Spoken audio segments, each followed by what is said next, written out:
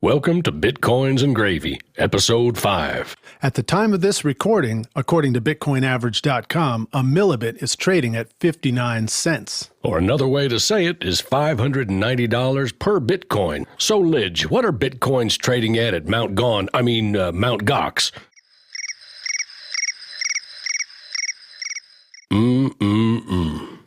Well, that's still gravy. Welcome to Bitcoins and Gravy, and thanks for joining us today as we podcast from East Nashville, Tennessee. I'm John Barrett. And I'm Lindsay Shaw. And we're two Bitcoin enthusiasts who love to talk about Bitcoins. And share what we learn with you, the listener. Welcome to the show, and thanks for listening.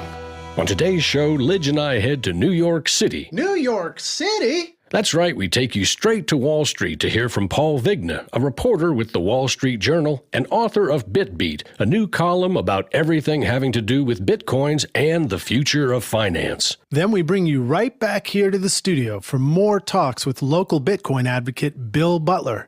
He tells us about helping businesses adopt Bitcoin and getting Bitcoins into the hands of the consumers as well. We also invite another local Bitcoin enthusiast, Levi Self, into the studio. So stay right here for more from Bitcoins and Gravy.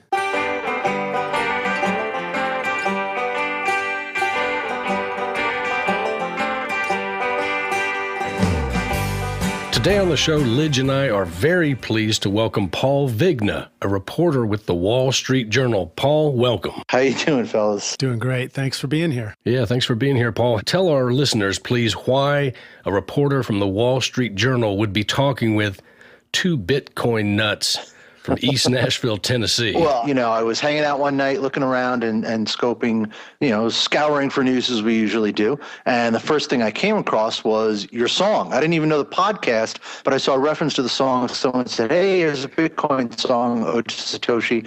Went online, went to YouTube, listened to the song, liked it, thought it was catchy, and thought I gotta find out who did this song. And that's how I started, digging in. And then I found the podcast, and then I found out about you guys. And that's how I came to it. I came to it through your song. Paul, thanks. Hey, it was a lot of fun writing the song, and I was honored to read the Wall Street Journal article where you mentioned my song and you mentioned about the songwriters of old. I really did write the song in the spirit of the freedom fighters, the Pete Seegers. So, hey, thanks a lot for that plug. I really appreciate that. And of course, the song is recorded by Lidge Shaw right here in East Nashville, Tennessee at the Toy Box Studio. Let's see, Paul, you write a column for the Wall Street Journal called BitBeat. Can you tell us a bit about the column? Right. Yeah, we started doing it a couple of weeks ago, actually. Basically, I'm a markets reporter, and I write for one of our blogs here at the Journal. It's called Money Beat. But I've been writing a lot about Bitcoin over the last 9 months or so. And it's almost like, it's funny, now I tell people it's kind of like if I was in college, my major is the markets and my minor is Bitcoin. And it's actually, in some ways, it's kind of morphing because there's so much going on right now that, almost all I do is write about Bitcoin. The whole Mt. Gox story is breaking and scrambling and everyone's on top of it. And it's really interesting from my point of view, because this was something that the first time I heard about Bitcoin, I'll be very honest with you, the first time somebody suggested that we write about it on the blog, I said, we're not writing about that. What is that Bitcoin? I really scoffed at it. It's the kind of thing, there's an old saying in journalism that, one time is a happenstance, 2 times is a coincidence, and 3 times makes a trend. And I heard about Bitcoin once, I scoffed. I heard about Bitcoin again, and I thought, it kind of stuck in my craw. And then, and this was not a very long period of time, and then I heard about it again, and I said, okay, maybe we should start taking this seriously. So I started writing about it. And when I started doing it, you did not have a lot of attention on it. Most people thought like I thought. That has changed really drastically in just, in under a year. And now it's, editors come to us and say, you have to write this story. People really are tuned in to Bitcoin. It's become a huge story. It's probably a bigger story in the financial media than it is out in the real world. It's probably like the biggest groups are, guys like you in the community itself. And then there's the financial media. And then there's the general public, which still isn't really very aware of it. It seems like it's becoming more so, but it's just a big thing, especially for business types. We're all reporters. We're all looking for big stories and news stories and something interesting. And I think what really kind of catches our imagination about it is that this is something, and this is my personal opinion really, it really kind of takes the real world, I don't want to say, real, but, whatever, the fiat world, the hard currency world, it takes that world and kind of casts it in a new light. And to me, that's what's really fascinating about it. I don't know where Bitcoin is going. I don't know if it's going to make it, if one of the alternative currencies is going to make it. But it really kind of takes everything we know about money and financial systems and cash and banking, and it just casts it in a new light. And I think people will more and more come around to that point of view. And it actually, it also raises some uncomfortable questions about those things, questions that are not quite so easily answered. So to me, when I'm writing about it, that's kind of where I'm coming from. I don't have a wallet. I don't have any Bitcoin. I've remained kind of objective in that sense. I haven't gone native and jumped in. But to me, that's what's really, really fascinating about it. Absolutely.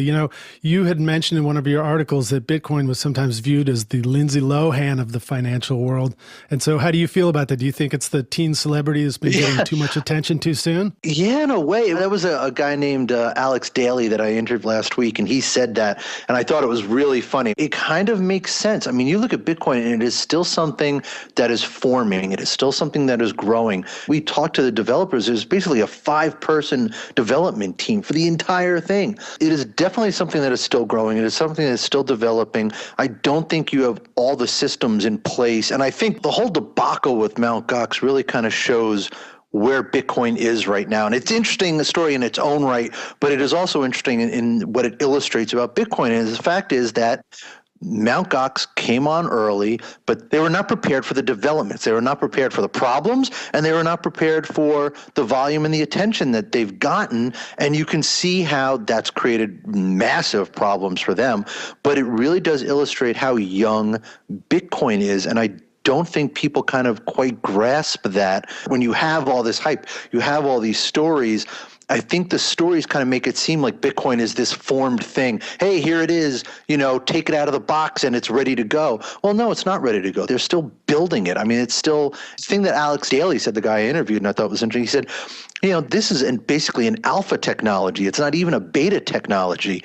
And you can debate whether it's alpha or beta, but I think the fact of the matter is it's not something that is completely ready for launch. And I think if they had had more time under the radar, they would have solved a lot of the problems you're seeing right now without as much attention. And I think the attention in some ways is a detriment. But I also don't think this is an existential crisis for Bitcoin. I really just don't.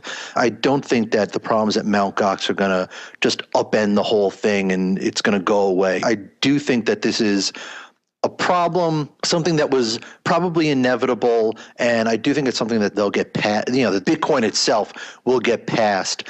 I just think some of the attention, some of the hype makes it seem like it's a much bigger problem than it is. So, Paul, tell me, is anybody there on Wall Street talking about Mt. Gox in a different way, maybe about any malfeasance on the part of Mark Karpelès? I have not personally talked to anybody on Wall Street raising that question, but that is definitely a question that has to be raised. I mean, I think Mt. Gox has had just a terrible communication strategy. They've had a series of problems. I'll tell you, last summer and again now, I pretty much flat out asked them if they were having bank runs, and you get no answer from them, which raises the specter of, what's really going on there. And I don't know if you saw the report that was circulating that said that they were basically way, way over indebted, that what they had on hand was not nearly what they had promised out to their customers. I don't know if there's any malfeasance at Mt. Gox. Nobody knows yet. But that's a big question that needs to be asked. And in some respects, they have raised that question themselves with the way they've operated, with all the withdrawal halts, with all the problems they've had with their terrible communication strategy. I think you're going to have people trying to compare this to things that have happened in the capital markets. And the question is going to be raised. Is this a Lehman moment? Is this MF Global? Is this Continental Illinois? What is this? We don't know yet. We don't know yet. Personally, I I shouldn't even speculate as to what I think it is, but I have my own thoughts on it. But, we're going to have to wait and see what it is. But I think all those questions have to be asked, and eventually they will, of course, be answered.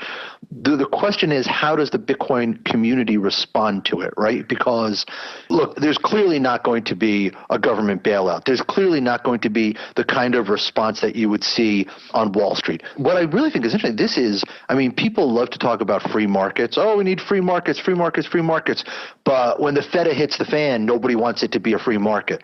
Bitcoin is a free market, and you are going to see a free market response, whatever it is, whether the community rallies around Mt. Gox, whether they let Mt. Gox go, whether the customers are made whole, whether the customers lose their money, whatever happens will really be a very free market response. Like I said, this had to happen. You had to have a case like this to prove the resiliency of the system. Can the system absorb the failure of a large player like Mt. Gox? I think that's a very critical question. And you talk about the development of Bitcoin being an alpha technology or a beta technology, whichever it is. If it is going to be a stable, trusted platform, it has to be able to withstand something like this. Because these things happen in the real world, and they're going to happen in the Bitcoin world. So you have to be able to withstand something like this. You have to prove that your system can hold up to this. So I think there are people out there that probably are welcoming this as a test case like that. Paul, to me, it's like the abusive father who, once they go away or die or are incarcerated, the child, Bitcoin, has the ability to live a normal life and can then flourish and can then do what it's meant to do. So you're saying Mt. Gox is the abusive father? Exactly. Well, like you said, this isn't really going to be a situation of a government bailout. It's a little bit more of a Mt. Gox protester with a pail out. And in other news, you had an article recently about Bitcoin in pot. How high do you think Bitcoin will get, and how high do you think the people can get with Bitcoin?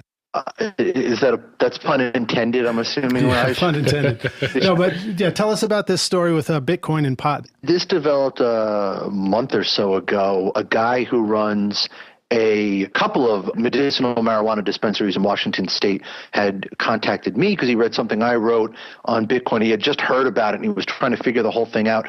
And I think you started to hear this as soon as Colorado and Washington decriminalized it on the state level. You started to hear people wondering if Bitcoin and pot would get together, because the marijuana industry's problem is that, yes, it's made legal on the state level recreationally in Colorado and Washington, and for medicinal purposes, I think it's 23 states is the number. So at the state level, in a lot of places, you have legal marijuana, but on the federal level, it is still illegal. I think it's a class 1 category. It's in the same category as, heroin and cocaine.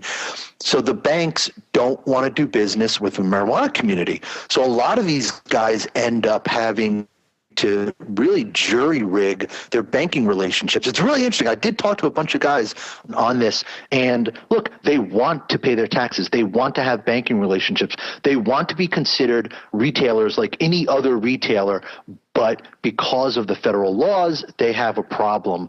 As far as law enforcement goes, the guideline has been, if it's legal on the state level and you're doing it legally, we're not going to prosecute you. But the banks have not wanted to take that chance. So earlier this year, you started to hear people say, well, maybe Bitcoin could be a solution for the medicinal marijuana industry. If they're having a problem with the banks, if they're having a problem with the credit card companies, maybe Bitcoin can be that chance. And one guy that I talked to, he experimented with it, Bitcoin, not marijuana. No pun intended. He experimented. He started taking, actually, it wasn't any pun intended, but I realized it was the pun after I started.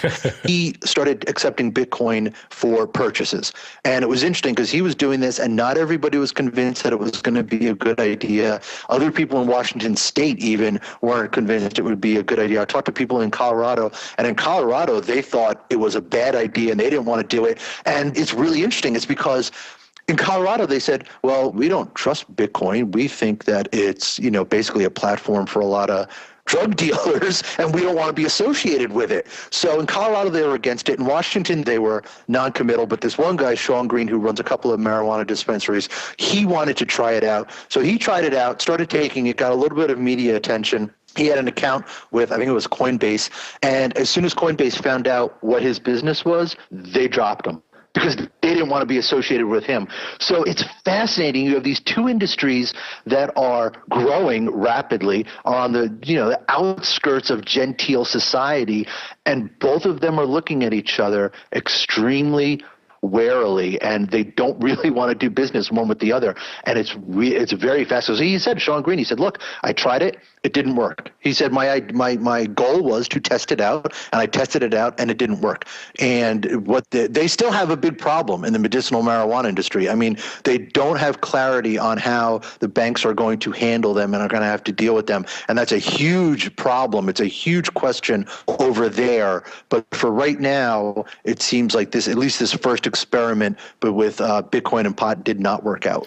I agree. I'm looking forward to a day when we see the hemp movement, which is completely different from the marijuana movement. We see the hemp movement really take off, and we're no longer importing hemp from Canada and hemp from Asia. And it's ridiculous that we cannot grow hemp here. I think we're going to be able to. I think it's going to be a great boon for the U.S. economy. And I think 10 years from now, we're going to see that we have many hemp farmers here in the United States, and that the hemp farming will be extremely profitable. Paul, do me a favor as we close this interview. Let your imagination run wild for just a minute and tell us, what is the worst thing, in your opinion, that could happen with Bitcoin over the next year or 2 years? And what is the best thing that could happen? The two things that I think are most important in terms of the growth of Bitcoin are, one, without a doubt, how the venture capital industry approaches it and how much money gets poured into it and what kinds of businesses you see developing on top, they call it the rails, on top of the rails. I think that's going to be a major, I think that already is a big development, but I think that is the more important development. And that's something that is it's going to fly under the radar more. It's not going to get as much attention, but I think it's extremely important. The other thing that's very important is just, consumer acceptance of it. How many retailers take it? How many retailers keep taking it? How many people come to, the more people that accept it, the bigger it gets. I think those are the two most important things to watch on the pro side. On the con side, again, it gets back to the whole Mt. Gox thing. They have to prove that this is a system that can safely protect people's money. Look, if Target gets hit by hackers and credit card numbers are taken and information is stolen and all that stuff, well, that's going to happen, and people have already come to accept that because they have grown up with dollars. They have grown up with that system. They don't question that system because that system is hundreds of years old. It's been around. People think it's going to be around. Even when you have hackers, even when your credit card numbers can get stolen and all your information can get broken, and it happens to people, it happens to people, still nobody questions the system. Bitcoin does not have that luxury. Bitcoin has a higher burden of proof. They have to prove that they can keep people's money safe. They have to prove that they can withstand hackers. They have to prove that they can withstand big players like Mt. Gox going under. And it gets back to what we were saying about the media attention, about the rapid growth, about them being the teen celebrity. If all that comes too fast and they can't do those things, that's the biggest threat to Bitcoin. I don't necessarily think that's going to happen. I do think the system has kind of reached a point where it can withstand that, but that hasn't been proven yet. That's just my thought. That's what we're going to see over the next year, I think. Absolutely. Paul, thank you so much for joining us. Can you tell our listeners how they can find you? Yeah, just go to the Money Beat blog at WSJ.com, and I'm in there, and we put out the BitBeat Daily. It's not embargoed for a set time. We kind of put it out whenever we get it done and written, but that's a daily post, and I'm there. And if you want to, my email, it's just paul.vigna at WSJ.com, and my Twitter handle is just my name, at Paul Vigna, so I'm pretty accessible out there on the inner tubes. Well, thank you so much for joining us. It was a real pleasure to have you on here, and a lot of great insight. You have a lot to say about it, and it's great being able to have you here. We look forward to hopefully having you back again on a future show. Paul, can we talk to you again in a couple of weeks? Yeah, of course. Listen, I'd be happy to do it. I like the podcast. I'm a fan. So, yeah, I'd be happy to come back on. All right, great. Hey, thanks so much, Paul. All right, guys. Talk to you soon. Cheers. Thank you. Bye-bye.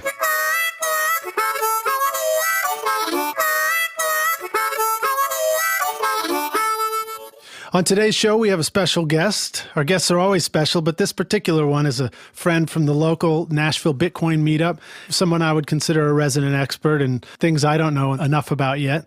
This is Bill Butler from Music City Bitcoins. Welcome to the show, Bill. Thanks for having me. Welcome, Bill. It's great to have you here. Can you tell us a little bit about yourself and what you do, and tell us about your business? Yeah, my business right now, I'm basically a consultant, and I help businesses get a little bit more out of what they're doing, do some medical consulting and some projects for a couple of companies in town. But my Bitcoin is a hobby that I think could end up in a business. Currently, I run Music City Bitcoins, which is an advocacy group, and our goal is to just simply inform businesses and individuals about what Bitcoin is, try to educate them, try to teach them the tools that are safe, the good ways to buy currencies, the proper exchanges to look at for cryptocurrencies, the right places to read so that they're getting information that is relevant and doesn't sort of lead them astray, which is easy to do when you're just learning. How long have you been in the know about Bitcoin? When did you discover it? I remember a time when it was around $5 or $6 a Bitcoin, and I remember looking at it and thinking it's really interesting. And I remember I downloaded the client, and about a year and a half passed, or a year passed since I did that. And the next time it sort of hit my radar, I heard something about it being at 30. And then really it was about the time that it was in the 80 range where I started to take real interest in it. Do you have a tech background that led you this way? I started one of the first internet service providers in Nashville in 93 with a couple buddies out of college. And, Bitcoin sort of I had an aha moment with it in the same way I did the first time I saw a web browser. You see the web browser for the first time and you see a picture and text and you realize you can click on the text and go to another bit of text. And all of a sudden it felt at the time that you'd never have to reproduce another piece of information ever again. The idea would be that information could live in one spot. And you'd always just reference that information. You wouldn't actually recreate that information somewhere. And so that's kind of the ideal internet. Of course, it didn't come out that way. But there's all kinds of things like Wikipedia that sort of made that a reality where definitive content can exist in one place. And so Bitcoin, the blockchain, the ledger aspect of it, for me, it has a very similar ring to it when it comes to store of value. I'm not going to use the word currency or money or anything like that. We'll just call it a store of value and a public record. I think it's got tons of potential. Well, okay, so besides it having tons of potential just as a base technology, I think all the metaphors of the parallels that Satoshi sort of built into it, the idea that you mine it and the idea that it's mined at a certain rate and the idea that it's a finite resource, all these things that you can't see about traditional currencies that you can see about Bitcoin make it really appealing. Yeah, it's very transparent, more so than fiat currency. With more businesses accepting Bitcoin, that means more consumers need to have Bitcoin to spend. And I know one of the ways that people are trying to get Bitcoin to the consumers is through ATMs. Do you think Nashville is going to have an ATM in our future? Oh, yeah. I would like it. I've been talking to some people who have been in the banking industry. Personally, the regulatory environment just kind of scares me and makes me curl up.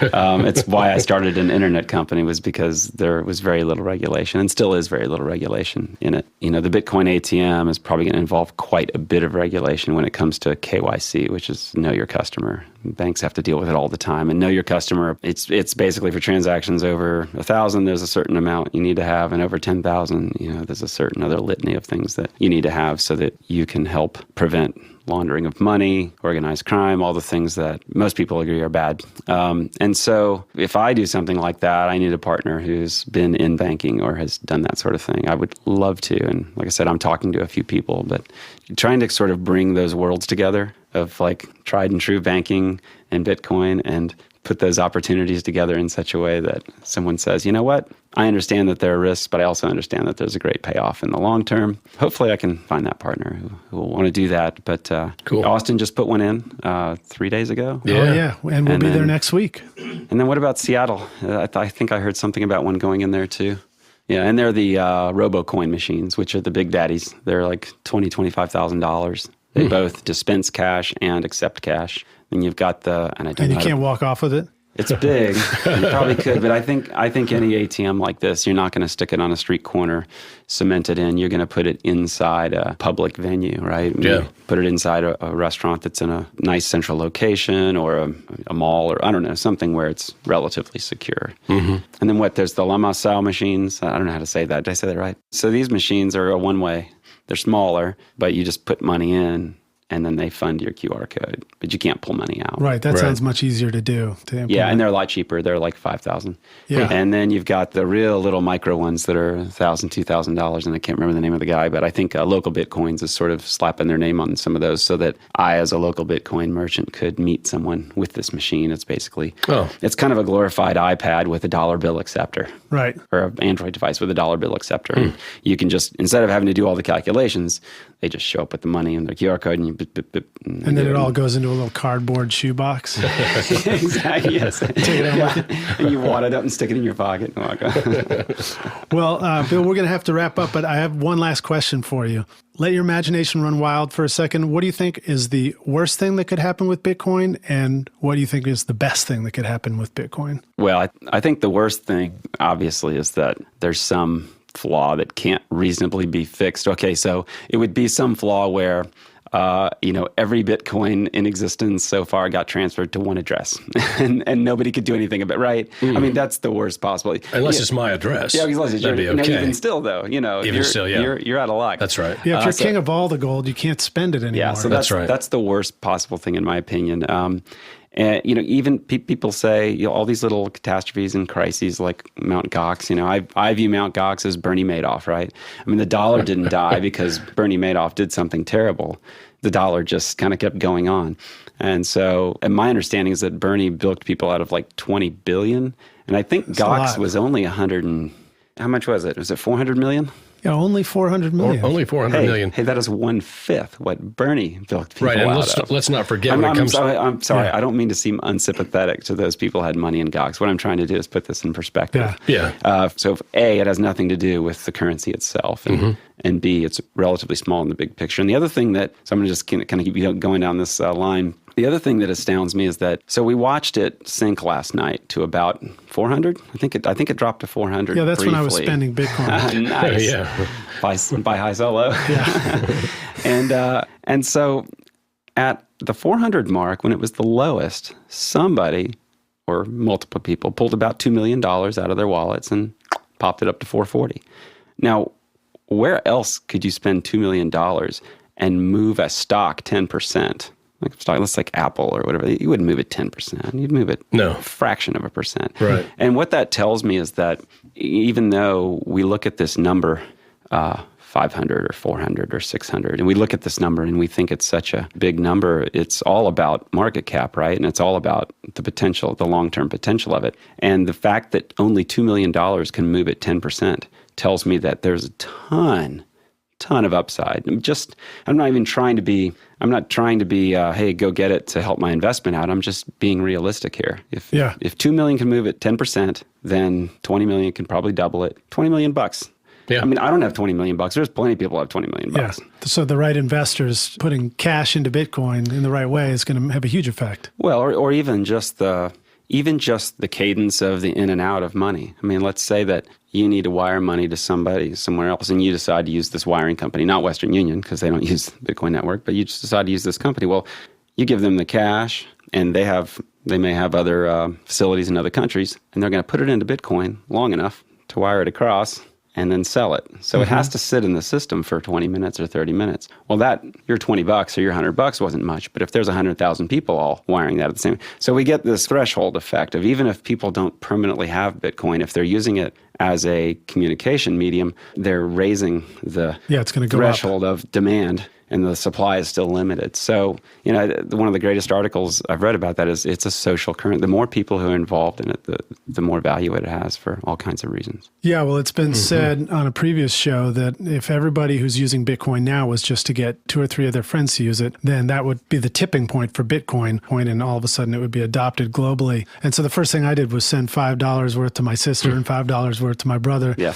Unfortunately, I think I got the email back from Coinbase just this week that my brother forgot to open his email, and I got my Bitcoin back, but I'll try again. Well, you could probably get a better deal now. I think it was 650 or 700 last week, so it's at 500 now. There you go.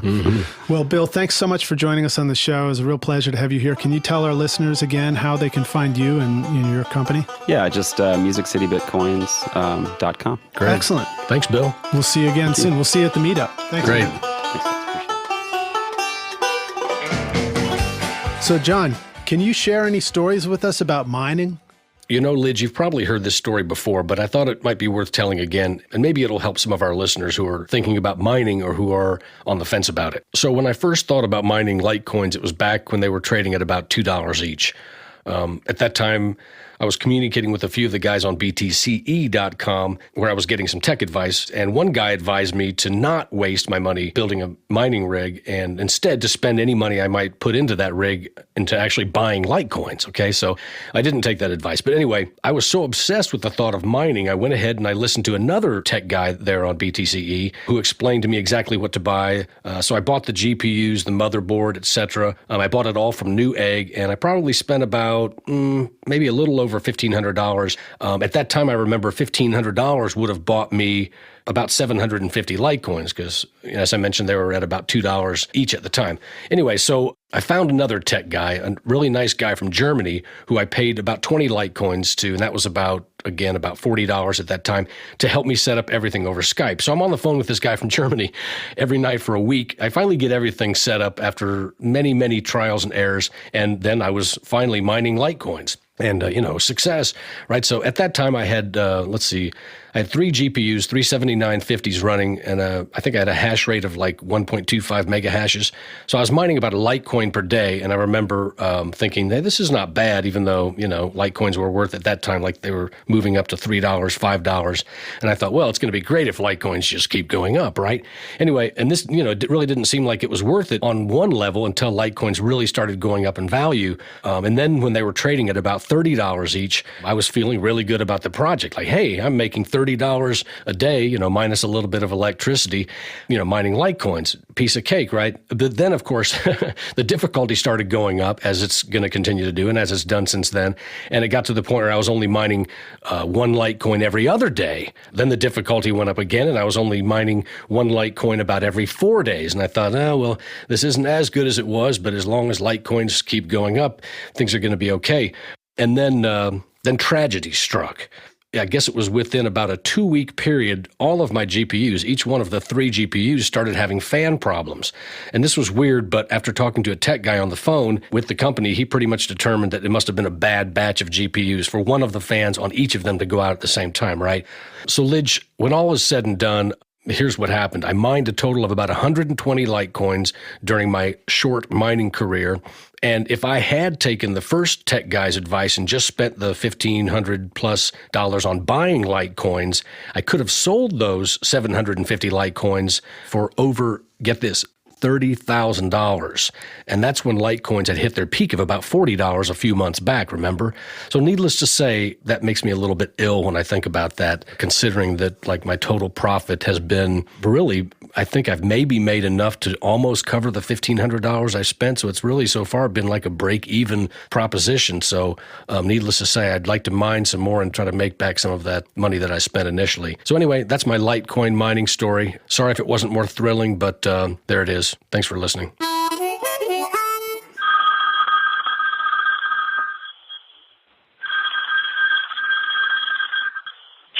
Hello? Hello, Lidge. Is that you, John? Where are you? I'm across town. I'm calling you on the Bitcoins and Gravy hotline. I'm glad you answered. Oh, yeah, man. Is that what this is? The Bitcoins and Gravy hotline. I like it. It's like the bat phone, but it's the Bitcoins and Gravy hotline. Yeah, I left it in the studio. I was hoping you'd find it. What's the number? It's 615-208-5198. So you said that's 615-208-5198? Yep, and our listeners can call in anytime they want to. Well, John, so what's it for? If listeners have a question or they have a comment or they want to yell at us about something, just call the number. Okay, cool. So they can leave us a message at that number? Yep, they can leave a message and we'll play it on the show. Groovy, and if they don't want to use their voice on the show, they could let us know, and we could just simply repeat their question and have it answered on the show. Absolutely, that's their choice. I like it. Great idea. So that number, again, is 615-208-5198. Call the Bitcoins and Gravy hotline. That's right, 615-208-5198. That's 615-208-5198. Call today. On today's show, we have Levi Self, whom we met at the first Nashville Bitcoin meetup. Levi, welcome. Thank you. Could you tell us about your experience mining Bitcoins? And in fact, could you explain it to me or to us in such a way as if you were describing it to a beginner, the whole process? I can certainly try. I don't know that I would describe myself as an early miner. I started probably mid or late 2011. That's early for some, late for others. I read an article about it online and wanted to get into Bitcoin. It was hard to purchase them at the time. So I started looking around at the alternatives, which the other alternative for acquiring Bitcoins is to actually generate them using software, which is a process called mining. At the time, the sort of standard way of doing it was to use graphics cards, the same graphics cards that you use to play video games on your computer. That was sort of the second generation of mining after just using the normal processor in your computer. So I bought a rig that had two pretty fancy graphics cards, downloaded the software, followed the tutorials, and just started generating Bitcoins. So you join a mining pool, which is a big group of miners, and the operator who runs the pool takes a small fee, a small percentage. I believe it was Eligius at the time. There were several. That sounds like my pool, Lidge. The Lidge pool? It may have Oh, been. it was Lidge pool, It yeah. may I have like been. Now, was Slush around at that time? Slush pool? I believe it was. Huh, interesting. Okay. The pools are fairly old, and I think by the time graphics cards, or perhaps even before graphics cards became the de facto method of mining, pools were really a main way to sort of decrease the volatility of your mining returns. Because the way that the Bitcoin protocol is set up, you get a reward for mining a block. So what that means is all the transactions that are coming into the Bitcoin world, if someone sends money from A to B, regardless of where they're sending it from who to where, all those transactions that come on in about a 10-minute period get added to a block. It is the job of miners to solve that block, which essentially means running a program that increments a number starting at 1, then going to 2, going to 3, and so forth, and performing an algorithm on a bunch of data until they get lucky enough that the result of running that algorithm is below a certain threshold, which is called the difficulty. This difficulty number actually adjusts over time, and the difficulty number is actually what controls the rate of production of Bitcoin. Bitcoins are meant to be produced at a certain rate so that in the first 4 years, half of all Bitcoins will be produced. In the next 4 years, 75% of Bitcoins will have been produced and so forth. In order to make that work, as more and more people get in the mining game, the difficulty has to be increased to adjust for that. Is the difficulty something that's part of a decentralized feedback loop, or does every single miner have an instant feedback loop going on within their mining app? Like everything in the Bitcoin world, it is a decentralized peer-to-peer system. Because there is a specific way in which the difficulty is meant to be adjusted, all of the clients that are on the Bitcoin network, and there are hundreds of thousands of them at this point, I'm sure, if not more, all of them calculate what the new difficulty should be. And if they disagree with each other, they will no longer accept each other's blocks. So it is this sort of sense that everyone's following the same rules that keeps everyone honest. Yeah, those rules are recorded and I believe were developed by Satoshi himself, the way that it's supposed to work. It's not the only way that such a system could be designed. I believe Nick Szabo, when he wrote his original papers, I believe in 2007, he envisioned, instead of having a difficulty system, having a timestamp on every coin that was produced. And he envisioned that there would be an open market of trading where people would actually voluntarily choose to pay more for older coins than newer coins. I'm sure there are good reasons to support that theory, but the difficulty system that Satoshi came up with actually is much more preferable in my mind, despite having some drawbacks, because all Bitcoins are the same. It's a fungible system where no Bitcoin is different from any other in terms of value. I think that's important. Aren't the rules established by the math of the algorithm? They're agreed upon. It could be changed. like the rate at which Bitcoins are produced could easily be changed, and this is a frequently tuned parameter in other altcoins, such as Doggy Coin and Litecoin. Doggy Coin is a new currency that actually takes the rate of coin production to an extreme. All the coins will be produced in a very short period of time, and there will be many, many more coins than there will be in Bitcoin or even Litecoin for that matter. So they're very light, very, very light, feather light, in fact. Do you want to talk about Doggy Coin? You mean Dogecoin? Yeah, some people are calling it Dogecoin, right? Dogecoin. Yeah. No, I don't know. No, some people are calling it Dogecoin. Yeah, I've heard it both ways. I got to go with Doggy Coin myself. Yeah, Doggy I prefer Coin. that. That's much cooler. I like it, and it really is based on a dog, so... Do you guys own any Doggy Coins yourselves? I don't. I only own Bitcoins. I have not really seriously got into any other coins. Yeah, me too. I'm only in Bitcoins. Of course, I'm pretty brand new, so... I own some Doggy Coins, I have to confess. Oh, nice. Not that many. Nothing wrong with diversifying. No. I think it's a good idea, and if you want to do some trading / gambling, I think it's a good idea too, just to sort of do some day trading or playing around with other currencies, because it's kind of like a penny stock. They're so cheap, and the pressures on them from just one famous person saying on Twitter that the value should increase can cause them to swing so much in one day. You can make a lot of money. If you get lucky, and who knows what they could be used for, something could come up that would blow people away, and everybody would be using Doggy Coins. It'd be the coolest thing for 5 years. And that, in that time, if you had 100,000 of them, you'd do real well. Do we know if they have the same kind of utility that Bitcoin has? Are they valuable in that respect? I think they have the capacity to have the same level of utility. I think what utility Bitcoin has been established over time. Well, proof of existence and that sort of thing. I believe so. So Doggy Coin is a clone of Litecoin, which in turn is a clone of Bitcoin with modifications. And I believe Litecoin and Doggy Coin maintained all of the original protocol specifications. That is to say, they didn't weaken the ability of Bitcoin in those respects. So basically, the way that Bitcoin works is when you output Bitcoins to a person in your transaction, when you create a transaction that has an output to somebody, in that output, you create a script every time you create a transaction. You're not actually doing it, your software's doing it. But this script is usually a boilerplate that just kind of says the only thing that the person you're sending it to has to do to redeem this is provide their private key. Sign it. That's basically all they have to do.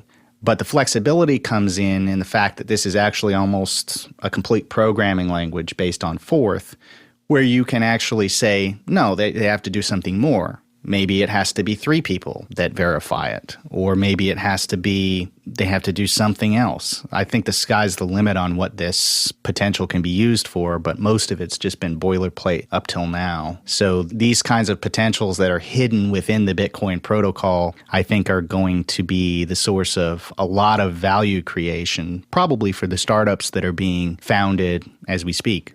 Okay, let's say that everything that's being built on Bitcoin, all the startups, let's say that they all do really well, and they, you can do any kind of contract and all this, and the Bitcoin protocol becomes as important as TCP/IP, a fundamental base level protocol the financial world can't live without. What is the correlation between that and Bitcoin, the currency? If the Bitcoin base level protocol does really well, is that a guarantee that Bitcoins are going to do really well or not?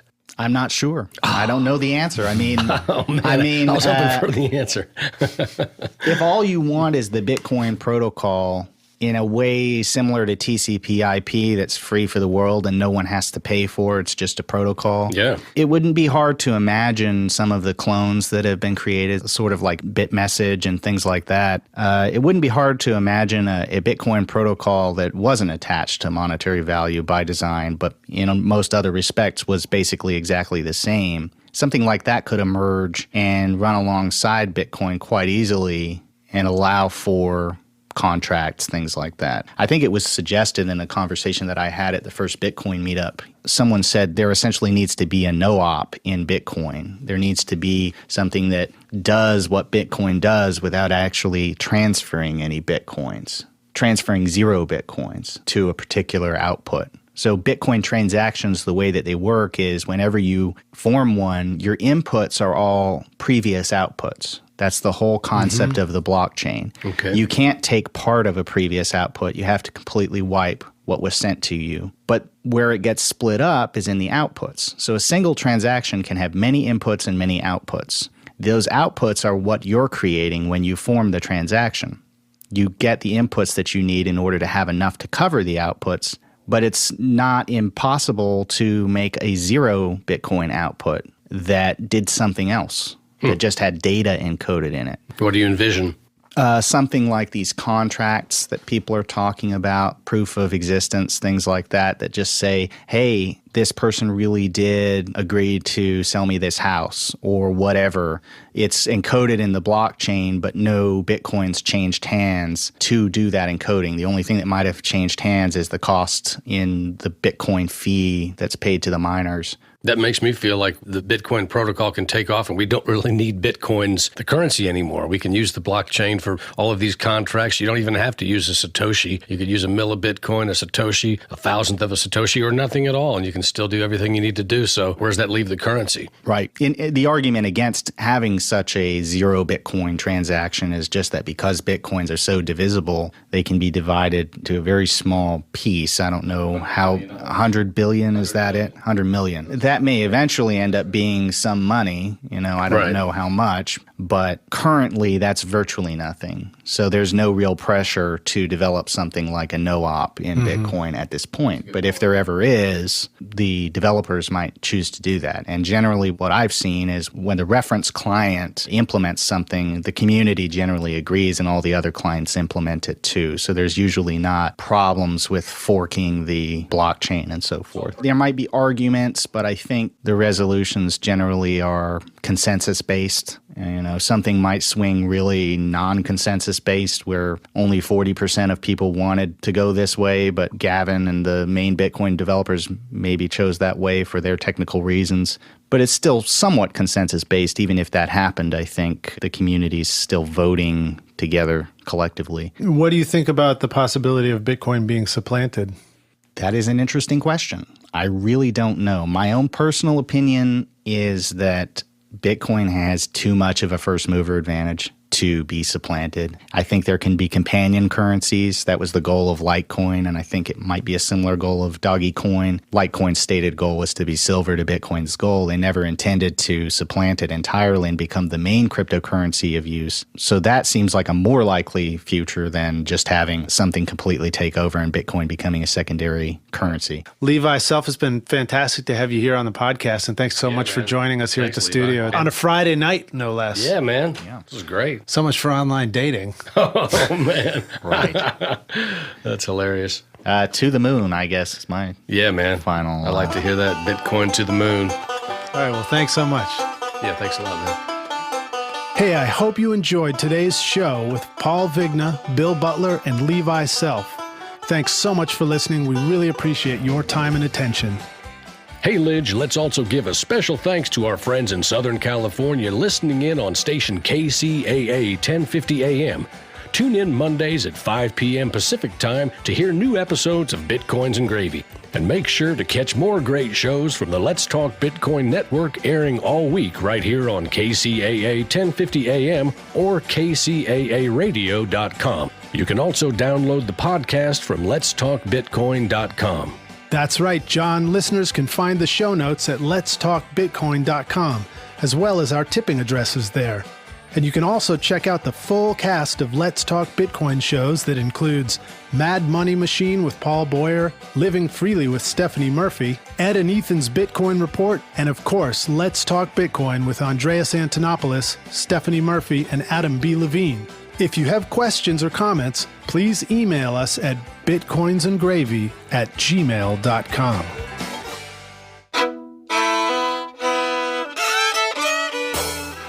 If you enjoyed the show, please take a moment and leave a review on iTunes, whether 3 stars or 5 stars. It's your reviews that help new listeners discover all the shows on Let's Talk Bitcoin, and it's your generous tips that allow us to create the show.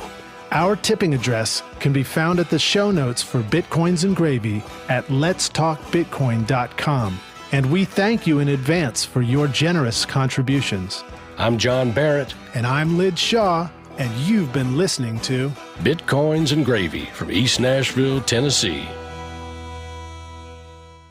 Oh, and Lidge and I are very excited to be going down to Austin for the Texas Bitcoin Conference, where we plan to get some great interviews from some of the finest brains in the Bitcoin world. And we're bringing along a git fiddle and a harp. Hope to see you in Austin March 5th and 6th. Now climb aboard, y'all. This train is bound for glory. And there's plenty of room for all. Well, Satoshi Nakamoto, that's the name I love to say. And we don't know much about him, but he came to save the day. When he wrote about the way things are and the way things ought to be, he gave us all a protocol this world had never seen. Oh, Bitcoin, as you're going into the old blockchain. Oh, Bitcoin, I know you're going to reign, till everybody knows, till everybody knows your name. Down the road it will be told about the death of old Mt. Gox, about traders trading altar coins and miners mining blocks. But them good old boys back in Illinois and on down through Tennessee, see, they don't care to be a millionaire, they're just wanting to be free. Oh, Bitcoin, as you're going into the old blockchain. Oh, Bitcoin, I know you're going to reign, till everybody knows, till everybody knows your name.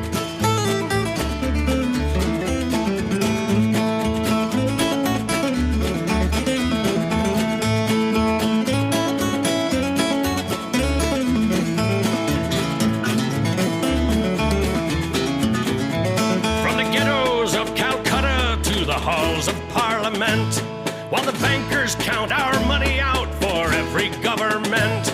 Oh, Bitcoin flies on through the skies of virtuality, a promise to deliver us from age-old tyranny. Oh, Bitcoin, as you're going into the old blockchain. Oh, Bitcoin, I know you're going to reign, till everybody knows, till everybody knows your name. Till everybody knows, till everybody knows your. Give me some exposure. Everybody knows your name. Sing it. Oh Lord, pass me some more.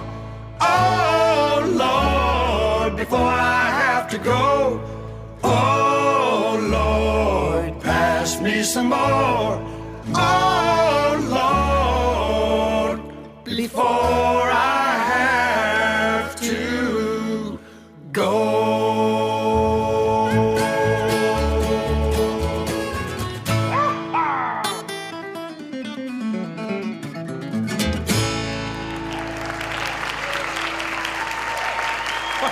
Thank you, East Nashville. Y'all be good to each other out there.